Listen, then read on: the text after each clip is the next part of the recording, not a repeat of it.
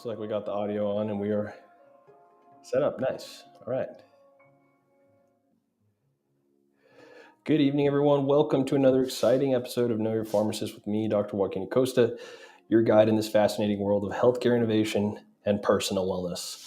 As the CEO of PharmTrue, I am thrilled to bring you tonight's live stream packed with insights that promise to enlighten and empower. Let's embark on a journey together where we explore the very frontiers of healthcare. Tonight, we delve into the heart of change and challenge, from the halls of corporate decision-making to the front line of technological marvels. In our Pharmacist Frontline segment, we'll unravel the groundbreaking decision by Tyson Foods to shift from traditional pharmacy benefit managers, CVS Caremark, to a more transparent startup model. Pretty cool, right? Pivotal move in the industry that speaks volumes about the future of pharmaceutical management and cost transparency. Let's brainstorm together the implications of such a monumental shift and its potential ripple effects across the healthcare landscape. Then in Tech Talk, prepare to be captivated by Eve, the humanoid robot revolutionizing daily lives.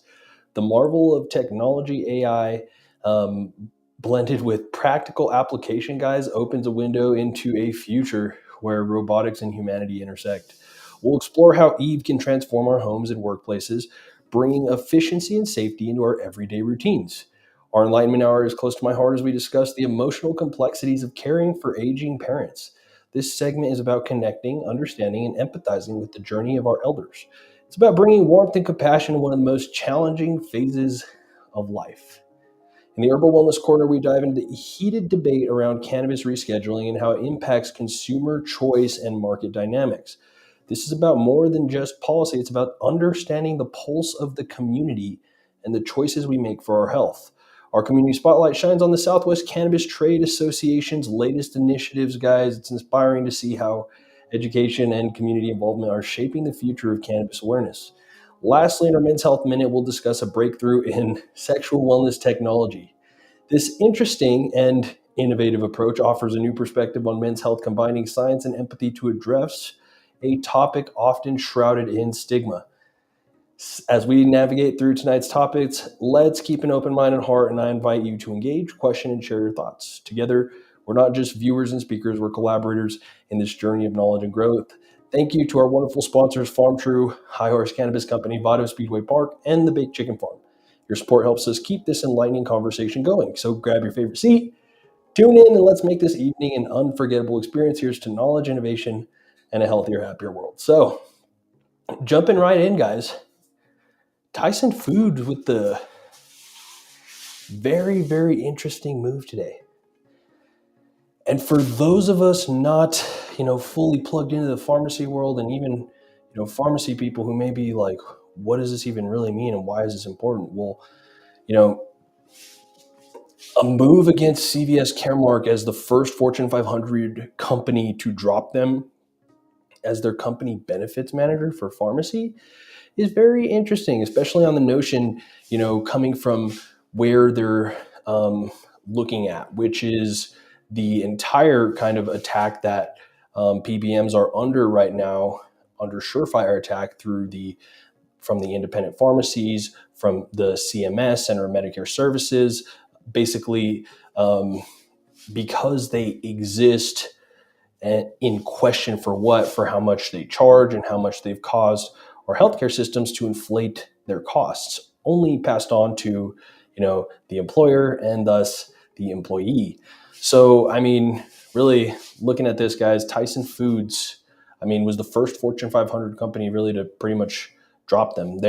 Tyson Foods has switched from CVS Caremark as its pharmacy benefit manager in an effort to lower the amount it spends on providing drug benefits to its 140,000 employees. The food giant chose Rightway, a PBM startup which works on a fee basis and guarantees employers it can save them 15% on pharmacy benefit costs. Small PBMs like Rightway have mostly worked with small and medium-sized employers. Tyson will become one of the first Fortune 100 companies, to work with an upstart PBM at a time when the large pharmacy benefit managers are under pressures for their business models, guys. So, really looking at that, after putting its benefit contracts up for bid, Tyson literally dropped CVS Health or CVS Caremark's insurance plan for pharmacy benefits and chose the PBM startup Rightway.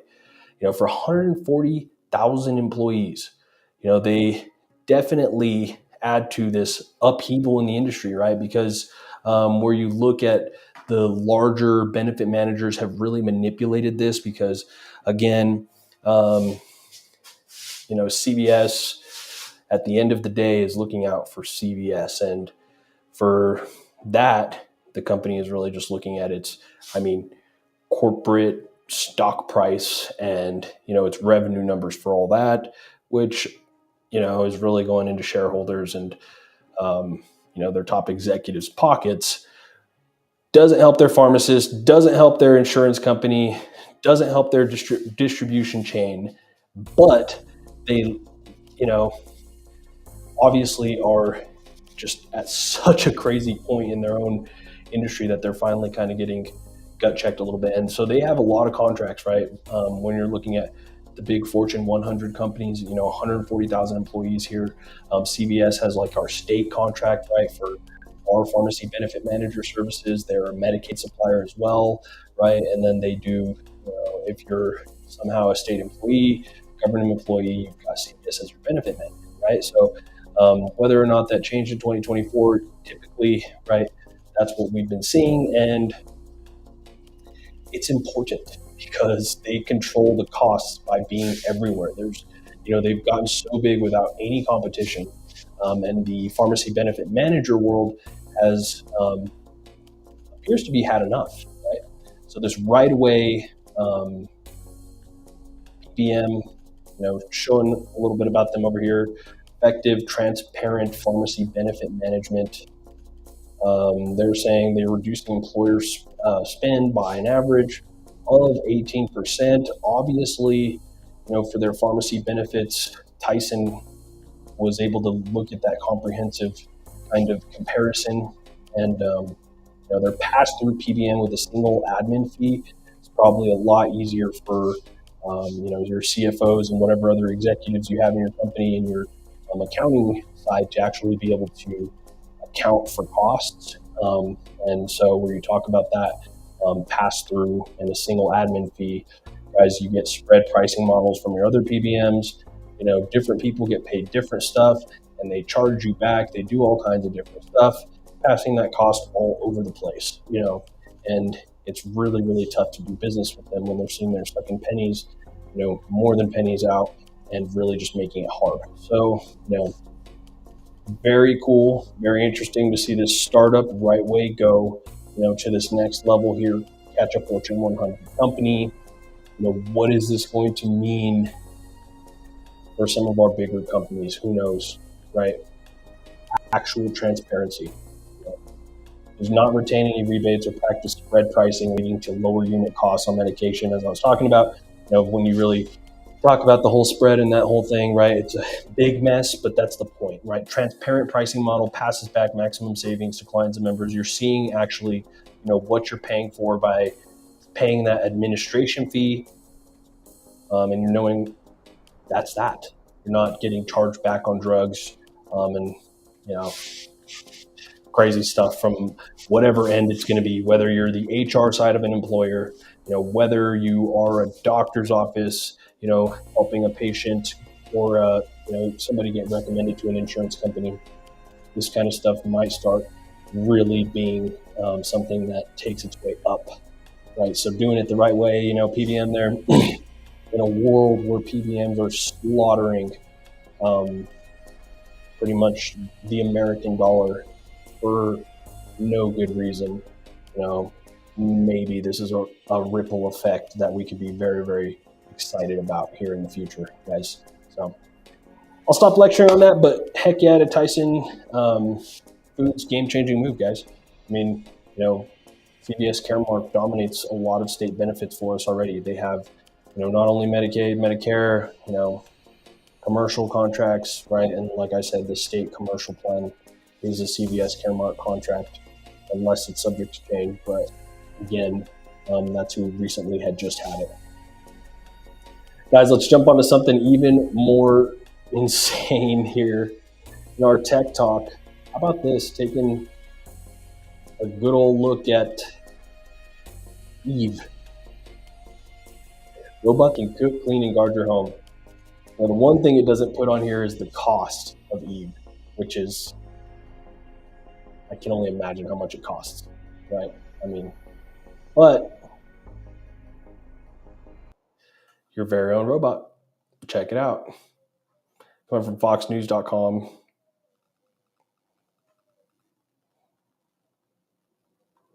This is how we do it. You could hire Montel Jordan. So while that's loading, okay. Open up ChatGPT. AI is ready to be your personal chef. I'm the Cyber Guy. Follow me at cyberguy.com, where you can also get my newsletter. Have you ever wanted a personal assistant who could cook your meals, clean your home, and patrol your factory? The Eve Android is a robot that can do it all. Utilizing a modified version of GPT-4, which powers ChatGPT, the robot is capable of teaching itself how to do simple and sometimes complex tasks. Using visual inputs and artificial intelligence, the Eve Android can create delicious meals with only the ingredients already in your kitchen cabinets and fridge. It can also easily switch between baking a cake and cleaning the dishes. What more would you want? Maybe you'd like to see a robot who could take care of monotonous tasks or take on work too hazardous for humans. Eve Android, well, can do that too. Norwegian company 1X wants its androids to serve as personal assistants, especially for the elderly, but that future may be far off. The company favors a gradual introduction of androids into homes, believing that the public will get more comfortable with their presence over time. More cool, crazy tech like this at cyberguy.com, and be sure to sign up for my free newsletter by hitting that little red button. So tell me that's not insane, guys. Like, those humanoid robots being in the house, getting closer to launching. Obviously, Elon Musk has his own as well, and there's going to continue to be more different kinds that get basically, released. But we are there, and as you can see, the deal with Eve there that they're talking about, I mean, basically is not wanting to introduce them too fast, right? That's an interesting thing to consider, right? Just dropping, an army of robots into society. I know that's a little bit more of your kind of conspiracy theory conversation here in your tech talk version of, Know Your Pharmacist live stream, guys, but all worth, just talking about, because we're at this time. This is 2024. This is insane that all this kind of stuff is even relevant right now. Like, if you have enough money and you are absolutely determined, you can find a way to get a humanoid robot, right? 6'2", 192 pounds, travels at 9 miles per hour, 33-pound carry capacity, and can run 6 hours on a single charge. Ripper hands and wheels. Works in the kitchen. Cool. Wow, right? So whether or not you're taking it to a warehouse or taking it to a kitchen, guys, I mean, using it as even a security force, we are seeing these things happen faster than ever, right? So from here, if you're interested, right, on getting one or a fleet, you can contact 1X and get a quote. So this is something you can get now. It doesn't tell you the quotes, but it's pretty insane. That's awesome. Kind of scary, but awesome. Sure. All right, let's jump in. Enlightenment Hour, guys. So, a topic that psychologist offers advice on being there for aging parents. Absolutely a relevant topic that hits, close to home for not only, me, but for, anybody out there who is just going through what we call the circle of life, right? And on that, I think this is a cool article to consider because, again, I mean,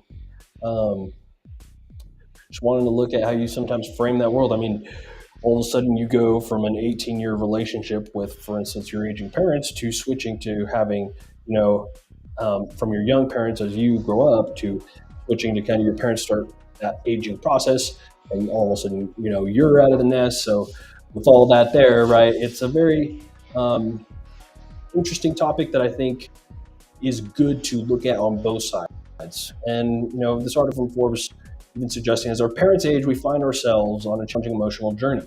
and one that often remains unspoken but deeply felt. The journey of anticipatory grief, a complex mix of emotions and thoughts that arise as we witness our parents becoming older, weaker, and more frail. The concept often overshadowed by post-loss grief is equally devastating. Anticipatory grief begins before the actual loss. As we grapple with the impending loss of our parents' vitality and independence, it encompasses emotion like sadness, anxiety, guilt, and anger stemming from the anticipated loss of those strong individuals who cared for us. Uncertainty about the future, ambivalence regarding caregiving responsibilities, and frustration with the challenges of aging parents. So looking at that, guys, I mean, I think it's an important, topic to talk about. I'm now at this age that we're, people have been having kids for probably the last 10 plus years or so in my generation of people. But on top of that,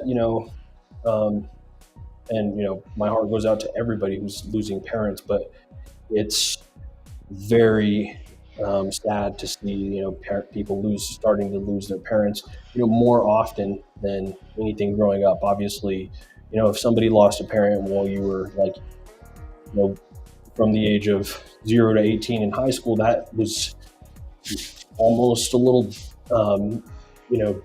different because you just didn't see that. And then obviously all of a sudden as you age, like you're 30 years old and, your friends, parents, people that you knew growing up, start experiencing some of this loss.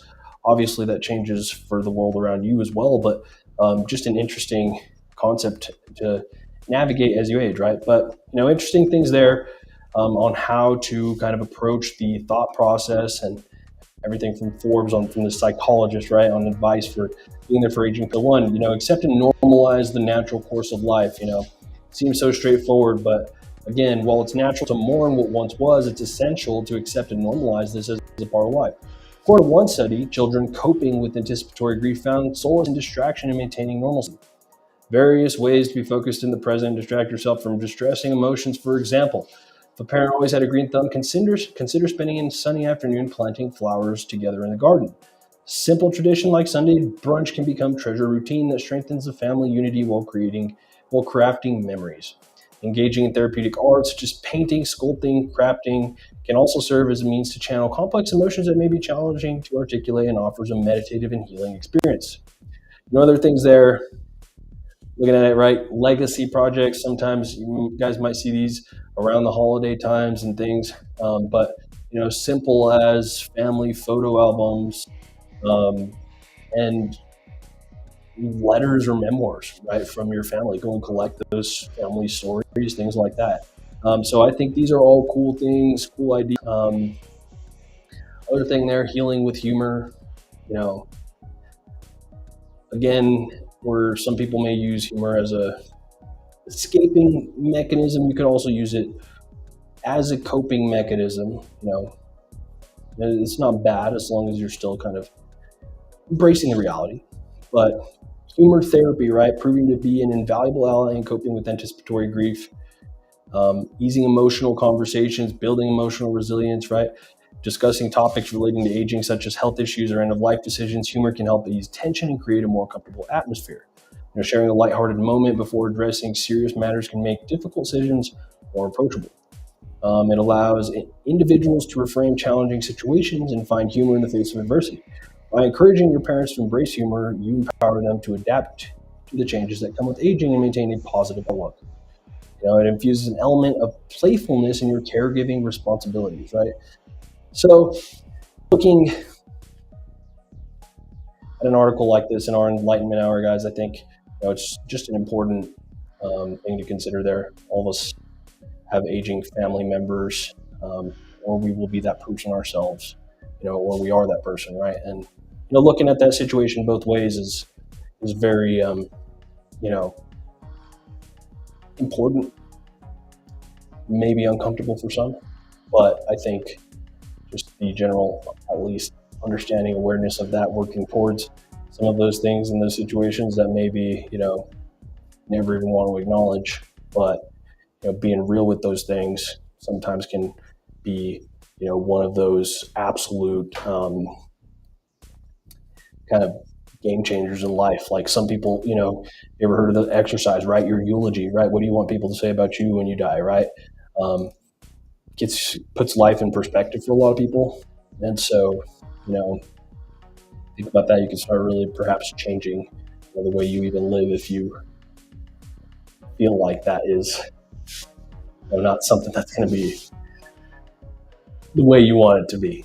But anyways, all good stuff. Aspects of life that are non-pharmacological, again, things that could lead to chronic stress, that could lead to,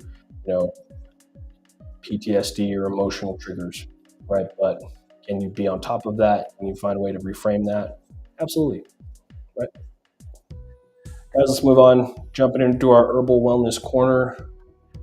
1/3 of cannabis consumers, according to marijuanamoment.net, would return to illicit market if rescheduling restricts access to pharmacies. New poll finds.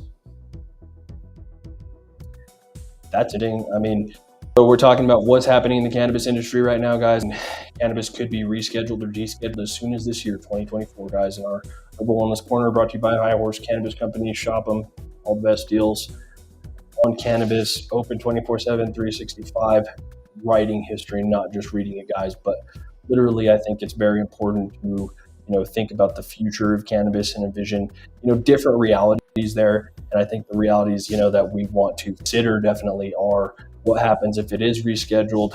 Will it restrict access to pharmacies? It doesn't mean it will by even rescheduling it. So I guess maybe the way this question was posed is could have led to that response, but I don't think it's going to somehow get rescheduled and put to pharmacy only.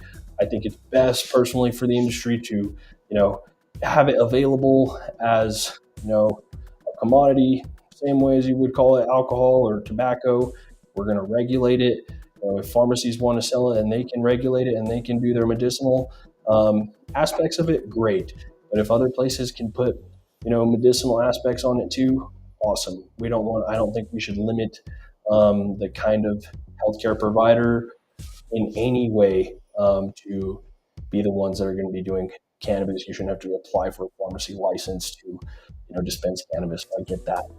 As much as I've built and will have more pharmacies in the future, guys, I definitely do not endorse it only being in the pharmacy model. That's a model that's special to me by all means.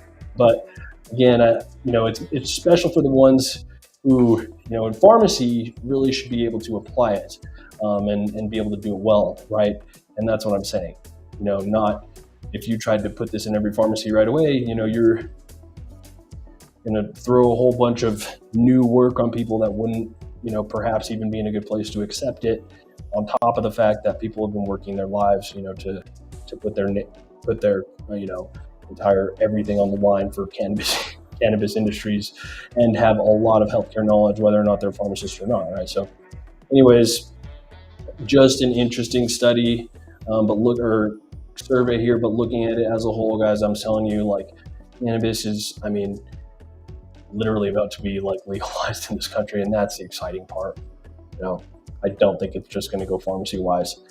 Basically, the state of Georgia is what made this probably question even come out. The state of Georgia legalized cannabis, but only in pharmacies, and then they had to turn the whole thing down and shut it down because the DEA told them, you can't dispense that all in the same place, right? Schedule 1s and 2s and all that. So cannabis does need to be rescheduled or descheduled, for even those Georgia laws to apply. But I think dispensaries, wellness clinics, anything, of the matter, massage therapists, regenerative health, whoever, if they have a cannabis license, they should absolutely be allowed to dispense it, right? I mean, if they can do something well with it and integrate it in their care model, or even just whatever cannabis business other than a pharmacy, I think it's a great thing to keep out. So, I could see the illicit market obviously shifting if that was the case, but I don't think that's going to be the case. You've got, really think about it, like pharmacies and smokable cannabis, probably not going to be the type of thing you're going to see a lot in pharmacies, right? It's definitely not our, top seller in every other market. ever it is. Pharmacy's different. And so it's not even the same cannabis market. So again, personal opinions are my own, right? But, all that and good in the Herbal Wellness Corner, brought to you by High Horse Cannabis Company, guys. Let's jump to the next segment.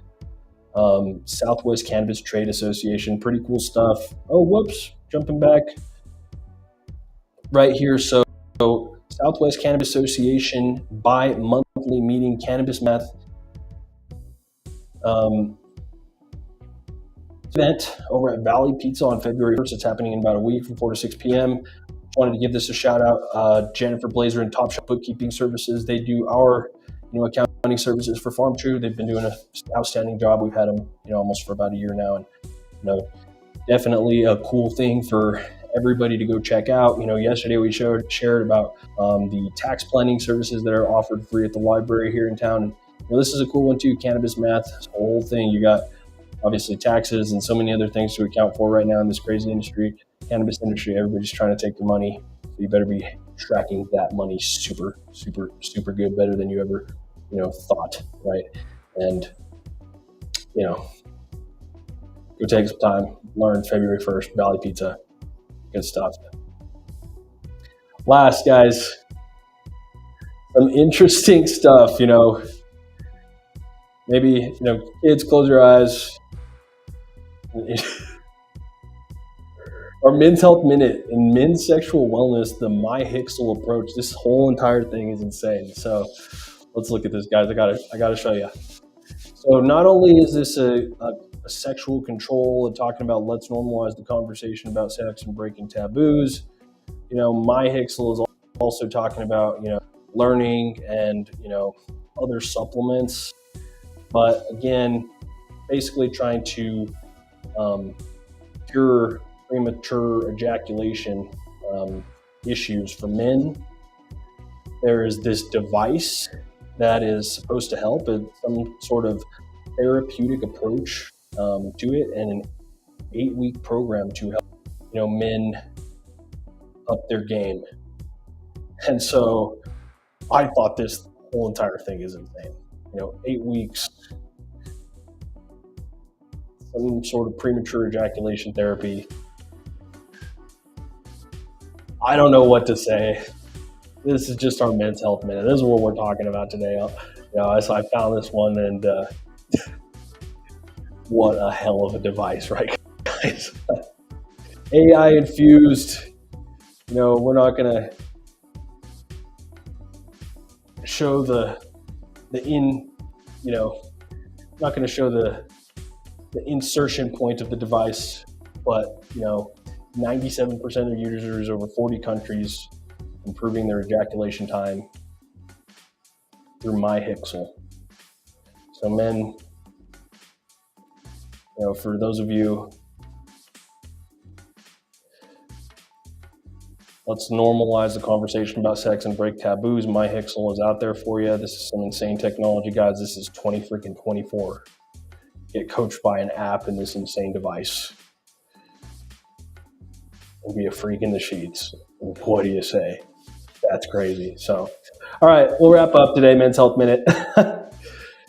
Sexual health is men's health. And, my one thing that I would say about sexual health, it's a perfect time to talk about all of your health, right? If you're having erectile dysfunction, premature ejaculation, or some of these other things, are there underlying other health things that should be addressed, that could absolutely improve your vitality and maybe, save you a little bit of money or not. Try the device. All right, you guys have a good night.